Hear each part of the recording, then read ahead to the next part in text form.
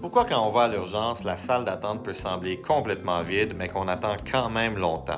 Ça, c'est une question intéressante, fait que je vais vous parler des coulisses de l'urgence. Un des facteurs, c'est à quel moment de la journée vous allez à l'urgence. La nuit, dans la plupart des hôpitaux du Québec, il n'y a qu'un seul urgentologue. Et cette personne-là, si elle est occupée avec un gros cas, elle n'est pas capable ensuite d'aller voir des nouveaux cas qui attendent dans la salle d'attente, que ce soit autant les cas d'ambulatoire que les cas à coucher sur civière. Cet urgentologue-là, il ou elle, va aussi avoir à s'occuper de tout patient qui a été vu par ses collègues durant la journée, qui est encore couché sur une civière à l'urgence et qui décompense. Ça aussi, ça retarde tout ce qui se passe dans la salle d'attente. Dans la salle d'attente, vous ne voyez pas non plus les cas qui arrivent par l'ambulance. Et dans le hangar de l'ambulance, il peut y avoir des cas, pas toujours, mais souvent, des cas plus malades.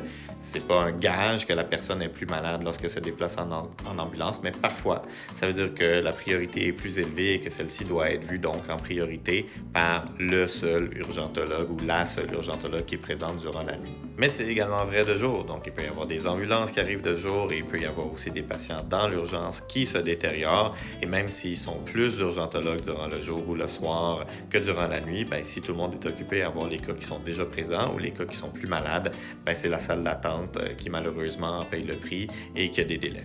Mais les médecins ne sont pas le seul facteur limitant, il y a aussi la pénurie de ressources. Donc à toute heure du jour ou de la nuit, s'il y a physiquement plus d'espace à l'urgence, même s'il y a une infirmière de triage, même s'il y a une infirmière de disponible, même s'il y a un médecin de disponible, il va falloir créer un espace physique pour accommoder une nouvelle personne qui se présente à l'urgence.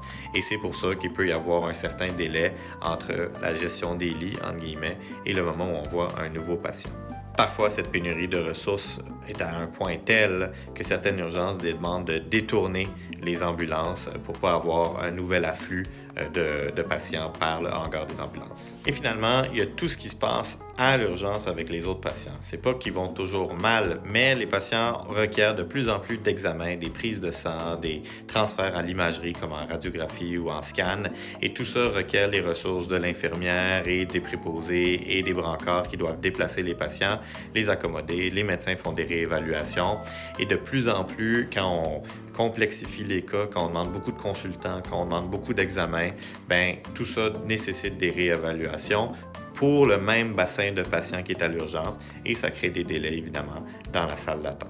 Je conclurai en disant que je sais à quel point c'est frustrant d'être dans une salle d'attente à l'urgence et de ne pas être vu. Je suis citoyen moi aussi, on a besoin des ressources de la première ligne et parfois elles sont déficientes et donc on se ramasse à l'urgence. Et quand on attend, je le sais que c'est plate, je le sais que c'est frustrant. Tout ce que je peux vous dire, c'est que les gens se démènent dans les urgences pour vous offrir les soins, même si ça paraît pas. Et ce que je peux juste vous demander, c'est de garder votre calme, de garder la civilité. Ce n'est pas facile dans ce milieu stressant d'être capable de répondre à toutes les demandes.